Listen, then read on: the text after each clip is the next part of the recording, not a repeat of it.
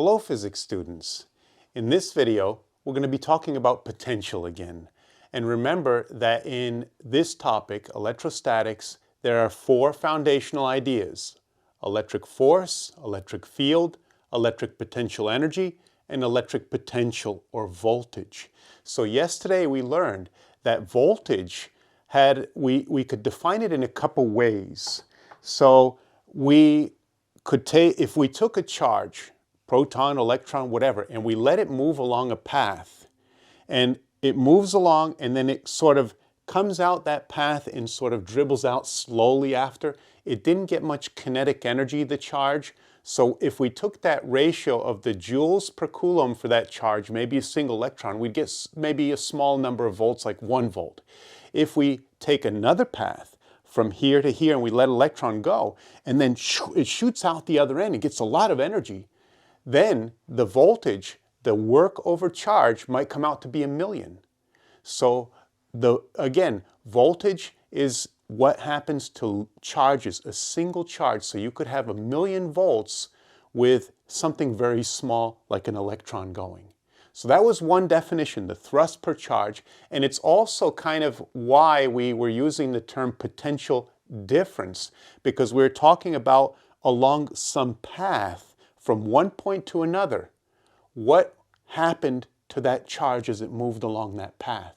So voltage always implies a charge moving along a path. And then the joules per coulomb of that path, that's the voltage.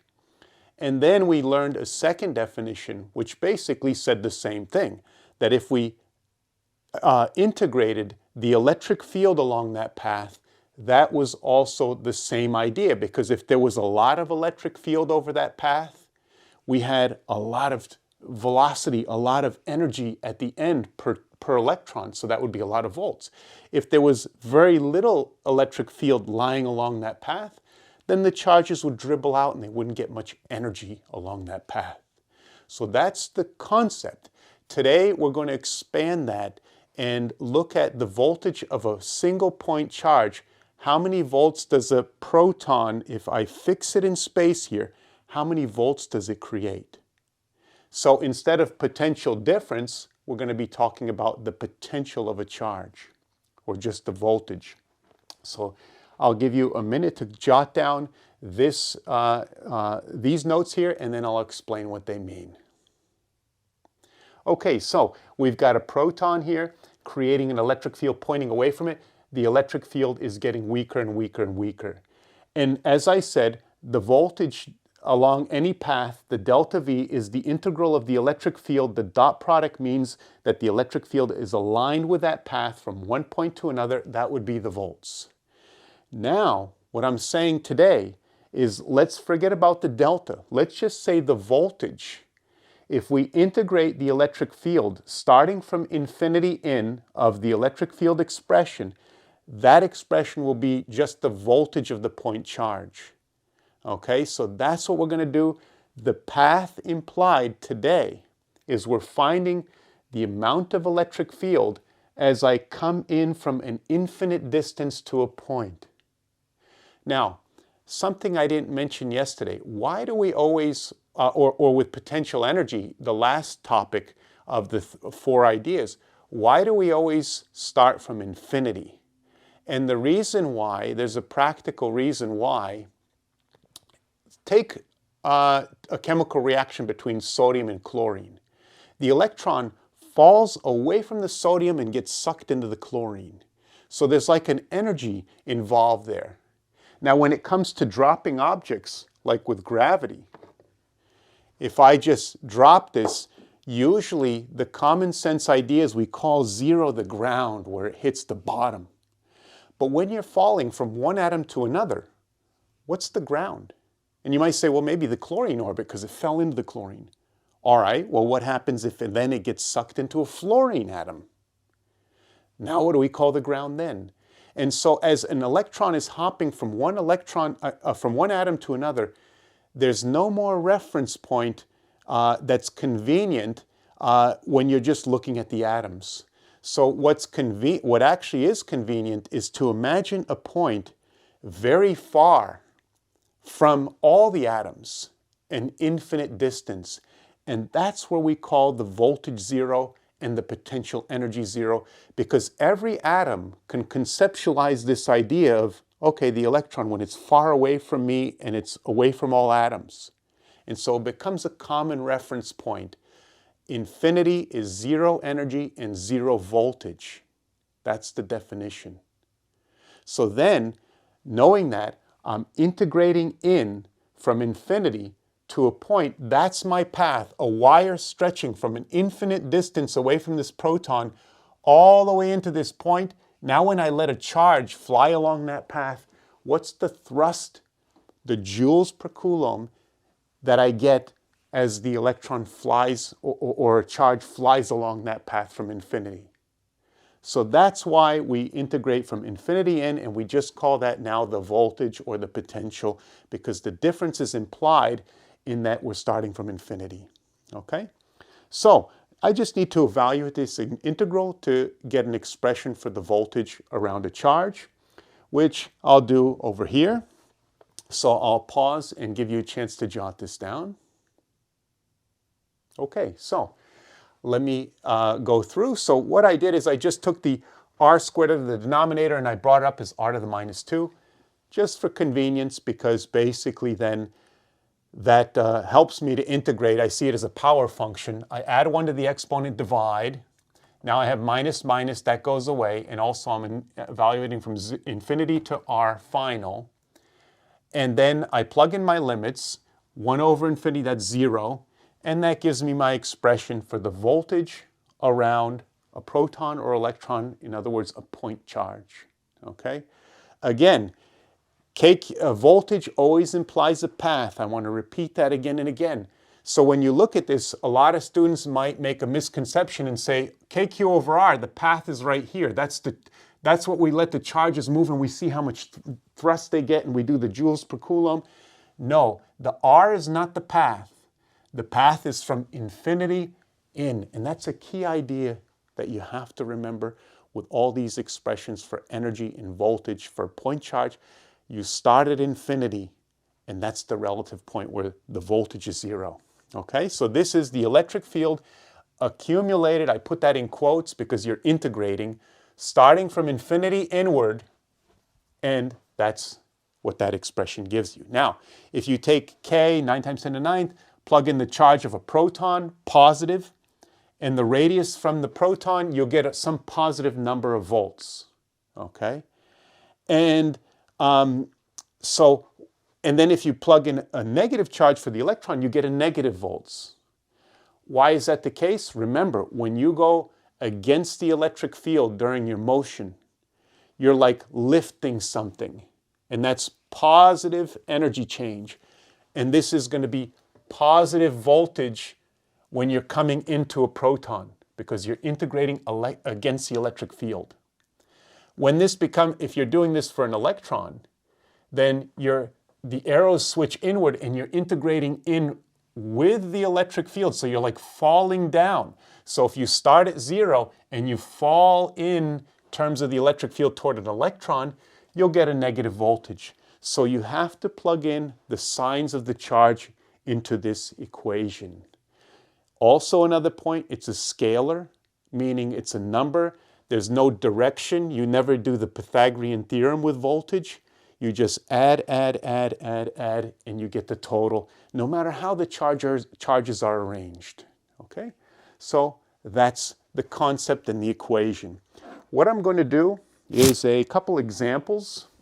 So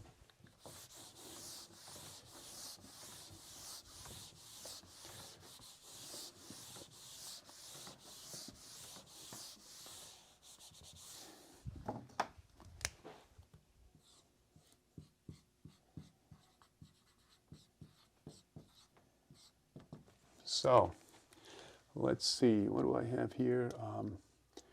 2q negative. Actually.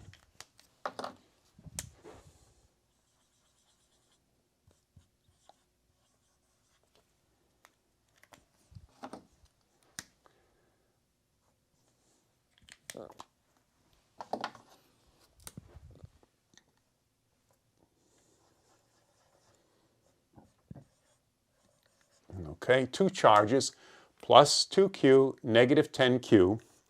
And let's call this point P. Oops. So the problem is, or the question, determine,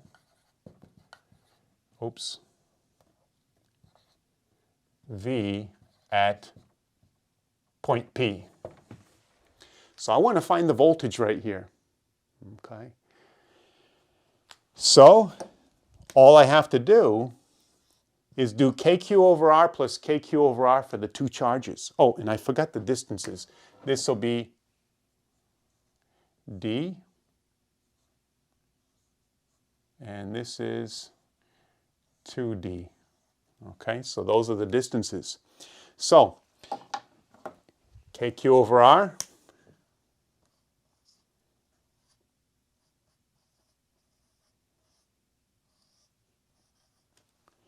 and add to that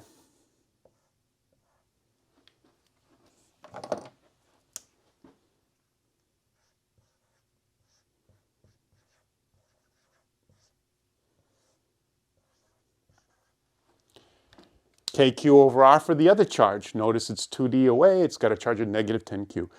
I evaluate that. That's 2 and negative 5, so negative 3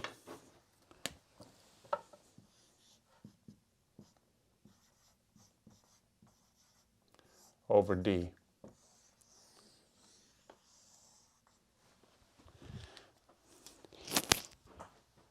So I'll pause and let you catch up. So once again, the point is no Pythagorean theorem with voltage. It's not a vector. Okay? We don't go like this and like that. No, it's a scalar. Another thing I want to point out, what does this mean? What this means is if I take a wire and I stretch it out into outer space and I integrate the electric field starting from outer space all the way into this point, I could do that. I could figure out the net electric field with all the arrows and then, but I don't have to. All I have to, if I wanted that result, all I have to do is KQ over R plus KQ over R, done. But that is the electric field encountered along a path stretching from infinity into that point. And it doesn't matter which path you take. You could come in on this path, come in on this path, come in into the board, or from behind the board. You get the same answer no matter what direction you come from. You integrate into that one point, that's going to be the voltage. Okay? The thrust per charge coming from outer space to that point. Okay? All right, let's take a look at another example.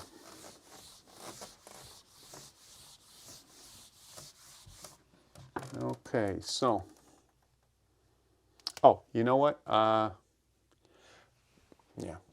let's do part B. I guess this was A. Sorry about the mistake, but so.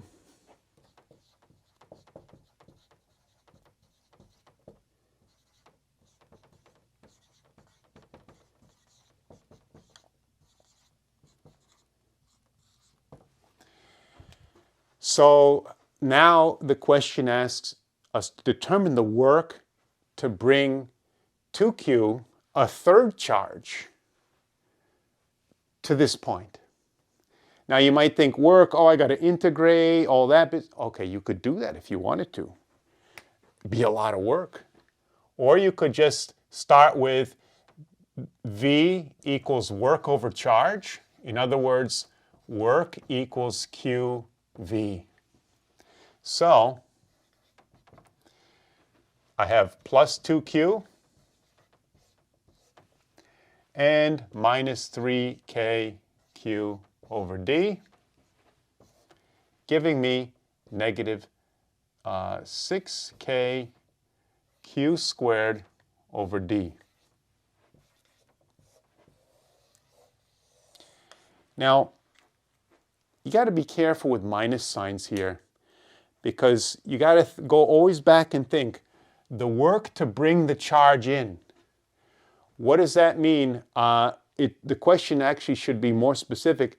The work done, that's according to me. How much work do I need to do to bring that charge in?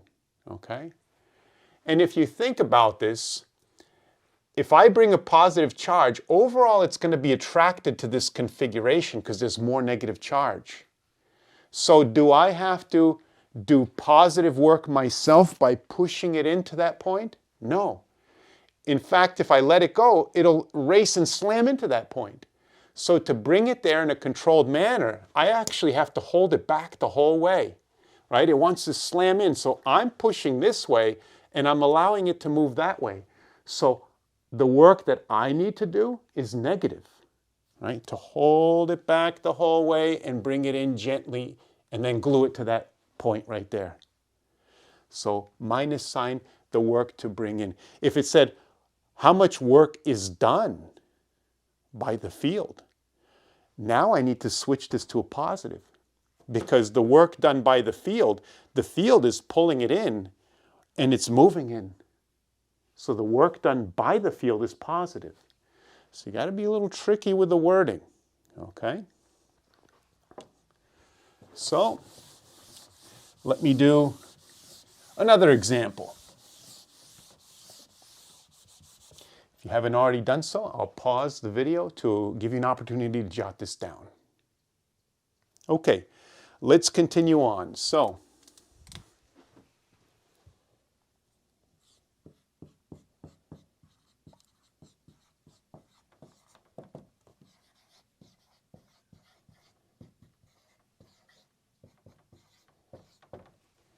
where's the voltage equal to 0? And what I'll have is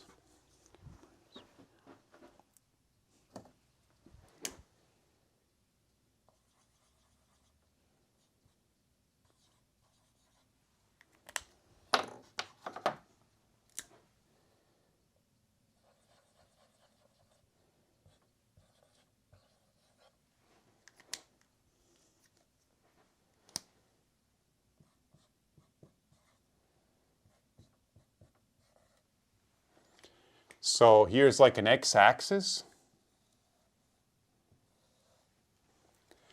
And I want to know where the voltage is 0. In other words, if I put one end of a wire somewhere along this line and I let a charge move from infinity in, it will require 0 net work.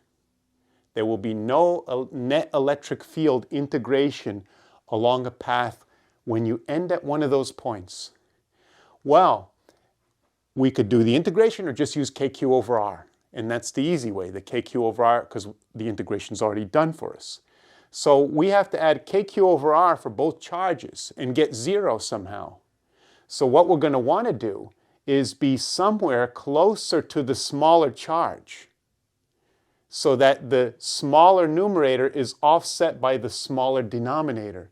So somewhere here is going to work. But somewhere here also works. So there are two places where we are closer to the smaller charge. Let's call this point capital A, and somewhere here, point capital B. Okay? So we got to find both of those actually. And again, remember, no direction. We don't need to think about arrows at all. We're just the numbers adding to 0. At A, let's call this distance x. You know what? I'm going to probably need a little bit more room. So I'll move this down a little bit.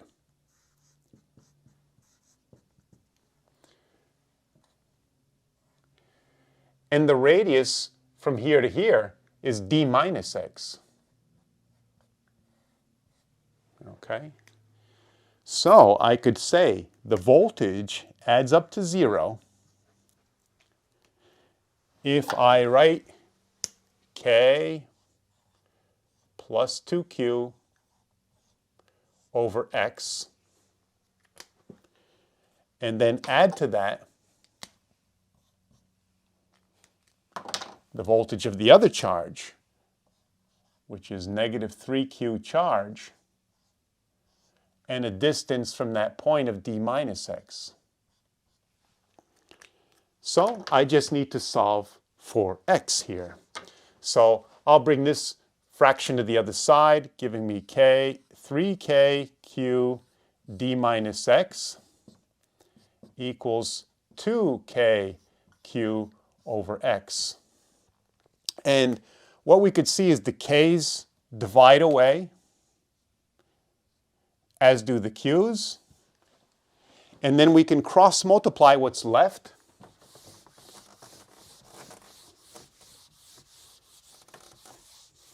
So we have 3x and 2 times that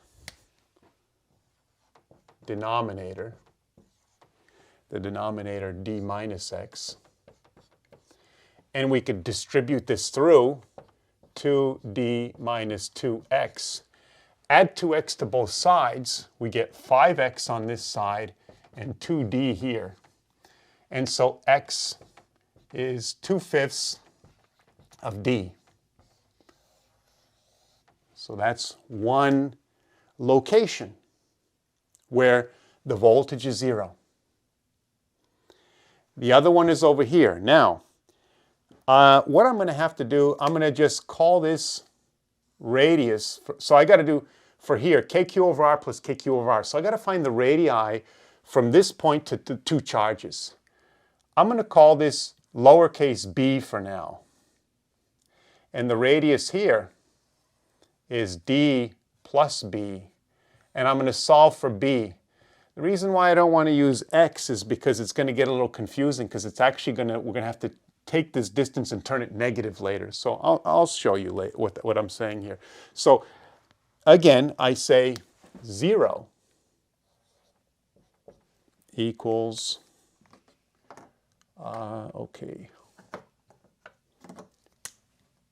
k plus 2q over that distance lowercase b. Added to that, the other voltage, k negative 3q over d plus b.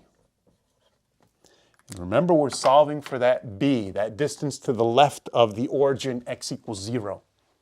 So we just have algebra to do now. So I'll bring this term to this side, 3k q over d plus b equals, 2k q over b. The k's go away, as do the q's. Cross multiply, 3b equals 2 times all of this, which we could distribute and get 2d plus 2b. So subtract 2b from both sides, and I get b equals 2d.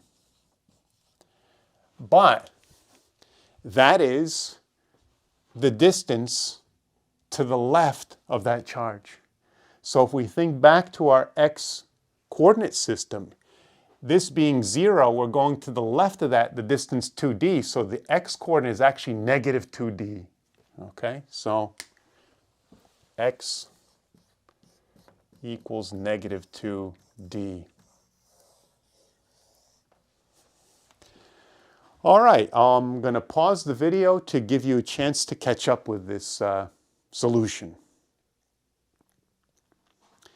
Okay, so again, what do those points mean? They are the points that if I stretched a wire coming from outer space to this point, and I integrated all the electric field along that wire, I would get 0. In other words, this is the same voltage as outer space. Okay? And same here. Okay? So I could bring any charge I want. I could bring a proton or an electron from outer space to this point, and it would take 0 work, because the voltage is 0. Okay? There's no thrust per charge along that path. Okay? All right, so basically we're going to piggyback kind of another lesson on here. This would be enough for one lesson, but we also have to just do some more with some diagrams.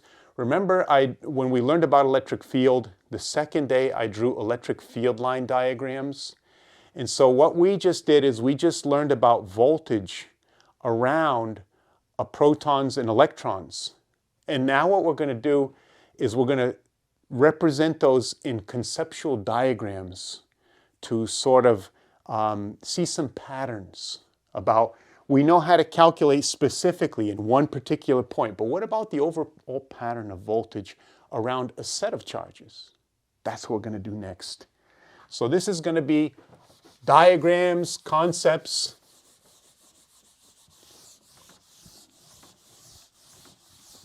So,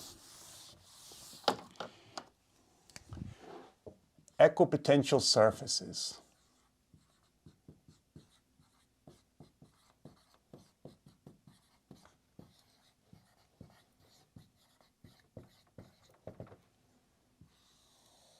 So, remember, we learned about point charges. And we drew a proton having electric field line diagrams like this, extending to outer space.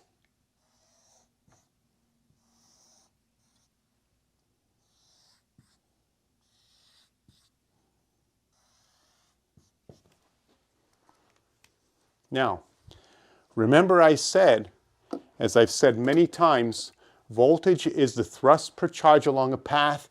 If I put a wire stretching like this, and I put a proton here, and this proton's fixed, it would shoot the proton along that, maybe it's like a tube, and so that path would give a jolt of energy to that proton on the way out to infinity, and so there's voltage along that path, lined up with the electric field.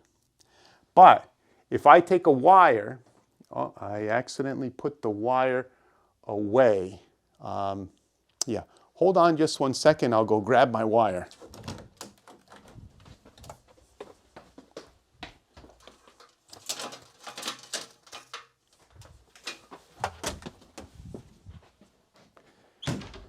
Instead of stretching the wire like this, I put it like this, perpendicular to the field.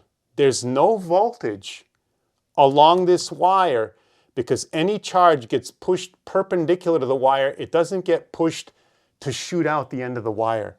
So I could say this wire is at equal voltage all along. There's no voltage difference from one end of the wire. That wire is called an equipotential. It's along an equipotential. So how do I create equipotential surfaces in general?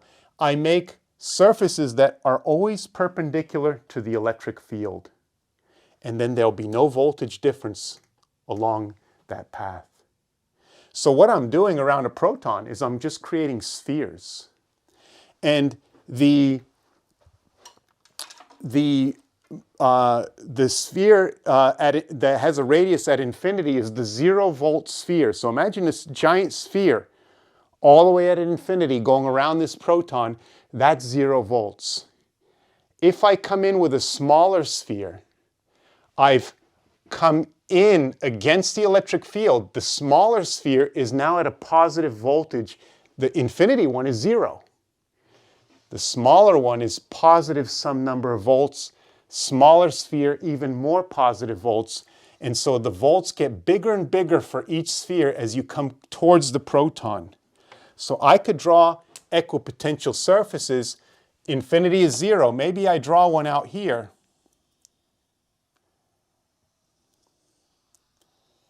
And it's in from infinity. I'll make up, maybe this is plus 2 volts, right? If I take another step in, I go to even higher volts. I'm going against the electric field. So maybe this one is 4 volts.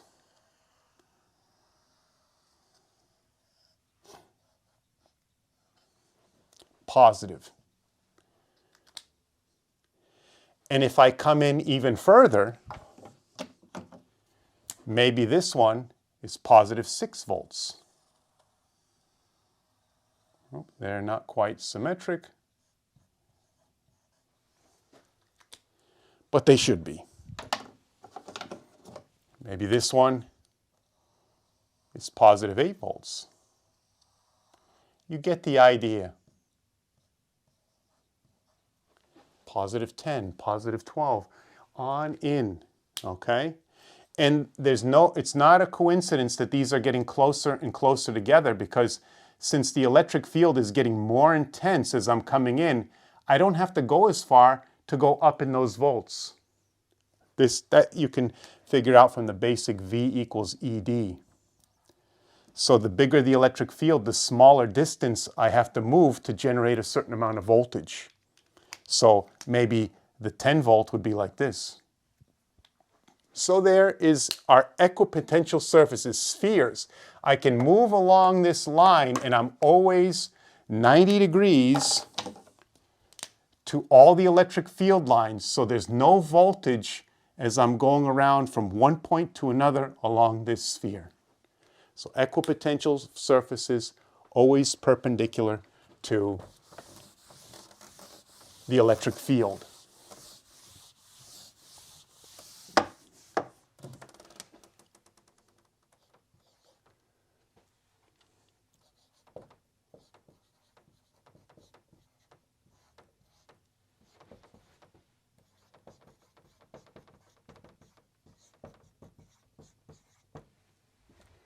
Two. They never cross. Just like electric field lines, it would not make sense for a 2 volt line and a 4 volt line to cross, because at that point of intersection, what is it, 2 volts or 4 volts? Wouldn't make any sense. It's either one or the other. And closest together, where E is greatest.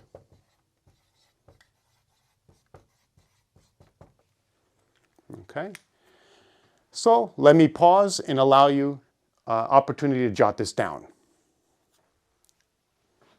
Okay, so I'm just going to sketch some more examples, like the dipole.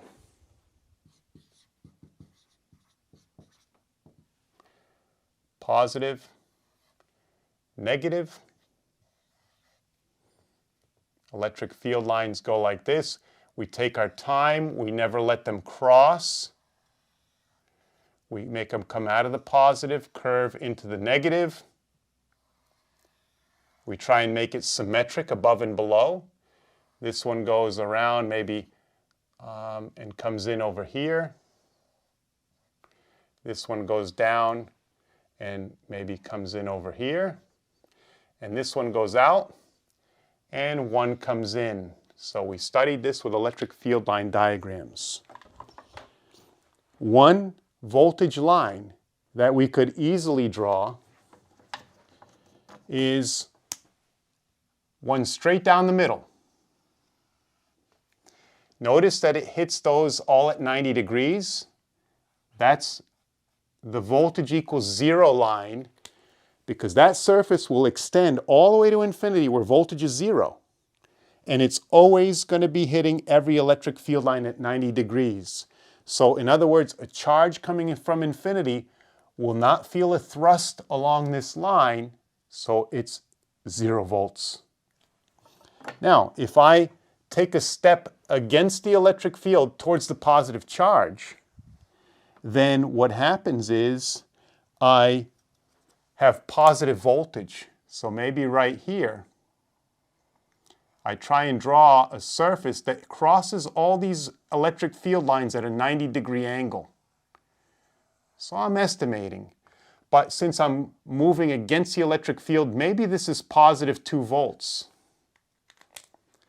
Again, notice approximate 90 degrees at all those points. If I take a step with the electric field, I'm going down from 0 volts into the negative direction now. So if I draw a surface and I try and draw it here, approximately 90 degrees to all these electric field lines, that's an equipotential surface. Maybe it's negative 2 volts.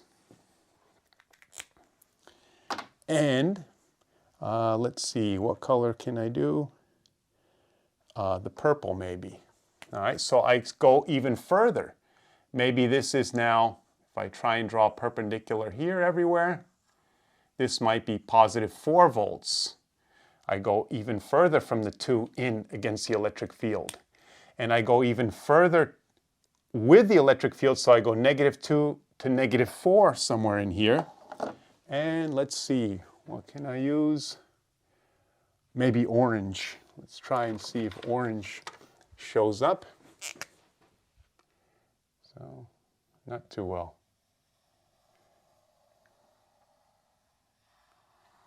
Well, hopefully you could see that. Negative 4 volts. And you could draw even smaller ones, higher voltages, okay? But there is the electric field lines and the equipotentials around a dipole. All right, I'll pause to give you a chance to catch up. Okay, another charge configuration.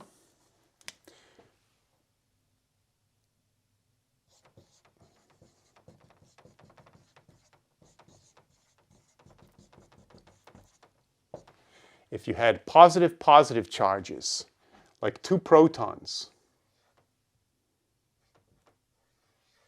So the electric field lines come out, but they have to curve away from each other so they don't cross.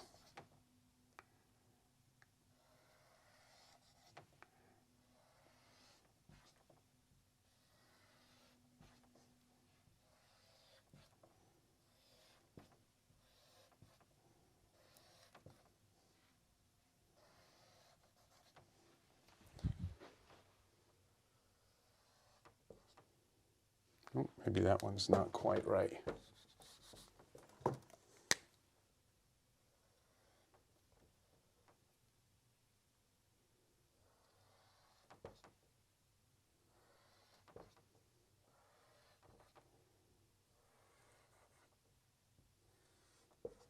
So there are the electric field lines around positive charges. Again, from infinity out, I could make like a round surface, 3-dimensional surface, that's voltage 0 at R equals infinity. If I come into a smaller surface, I'm going against the electric field. These are all successively higher positive equipotential surfaces. So maybe the furthest one in here I'll draw is here.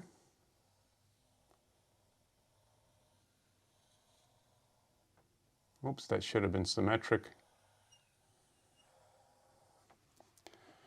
And that's coming in the furthest. Maybe I'll make that plus 8 volts or something like that.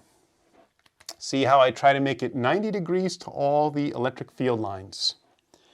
Going further out, well, now that's going with the electric field, so that's going to be less than 8 volts. So 8 maybe down to 6 somewhere here.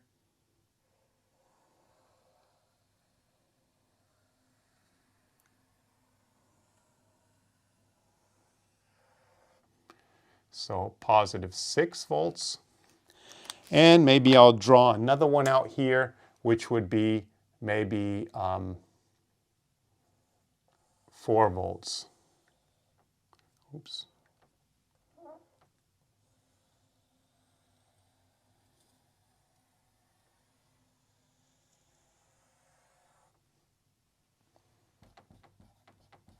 Two, 0, right? Keep going outward.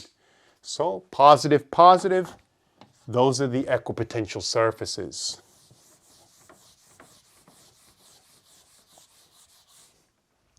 And the last one I'm going to do is the parallel plate. Oh, by the way, let me pause and give you a chance to catch up if you need it. Okay, so parallel plates.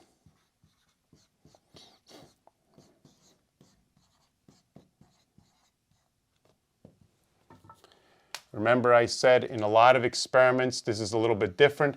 These aren't point charges. What we do is we charge up one plate in 2 dimensions, and then another one, the opposite charge, the same amount of charge. So 6 plus is 6 minus, or 7 plus is 7, doesn't matter, okay? And now, in between, the electric field is roughly a constant, so we try and draw electric field lines straight, parallel, equal spacing. Okay. And then out here, we might have some edge effects like this. So, one line that we can draw, which is actually a plane, coming from infinity in, so from an infinite distance, it's always going to be crossing all these electric fields at 90 degrees, so that is an equipotential coming from infinity, which means this is the voltage equals 0 line. I should have gone through the middle. I got a little sloppy here, a little too high, but all right, well, whatever, it's not going to be perfect. Another line going against the electric field, this might be like positive 1 volt right here. And, wanted to make that. Really messing this one up. Maybe like this. And then it's got a curve like this to hit these electric field lines at 90 degrees. And maybe this is positive 1 because I went against the electric field. And if I go against the electric field one more step, right here, this might be positive 2 volts.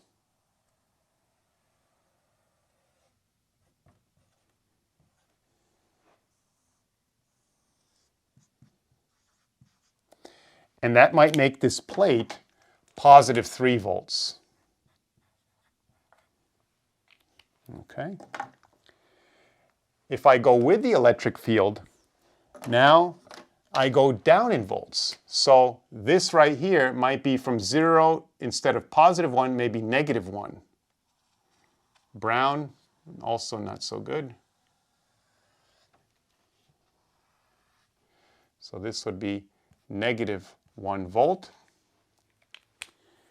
And orange wasn't good. Let's try pink. Well, let's see how pink works. Ooh, that's a nice one. Okay, nice and bright. So this one here might be negative 2 volts. And the plate itself might be negative 3 volts. So there's 6 volts difference between the plates. It would take maybe a 6-volt battery to charge these up. Okay, one negative, the other positive 3. Now, if you take an electron or proton and you move it sideways like this, there's no voltage difference from one point to another. But if I move a proton from this line to, say, that one, okay, and it doesn't matter where, I could move it over here. This is the negative 1 volt line, this is the positive 2 volt line. There's a 3 volt difference between those 2 points. And I could find the energy to move that proton by work equals QV. Okay? So I'll pause video, give you a chance to, well, maybe I got to fix these a little bit. Give you an opportunity to jot this diagram down. Okay, so that's it for today. Probably a pretty long video, but we had a lot to talk about. Remember, voltage KQ over R is the voltage of a point charge at a point. And again, voltage is always a path. It's something that's along a path.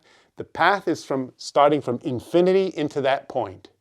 The amount of electric field you encounter along that path, which is the amount of energy per charge when you let, say, a proton fly along that path, how much thrust it gets divided by the charge of the proton per proton, how much thrust it gets along that path. That is voltage.